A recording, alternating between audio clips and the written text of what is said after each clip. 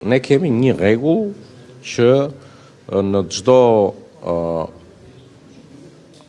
fund sesioni bëjmë një analizë të performancës së punës së çdo deputeti.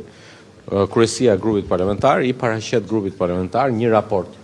Kur të vijë ai moment, ua kam thënë 20 herë, do e them për. Pra, Partia Socialiste do të pres fundin e korrikut, përfundimin e sesionit parlamentar për një vendimarrje për zonën Spropali? Për performancën e çdo deputeti të Partisë Socialiste është rregull.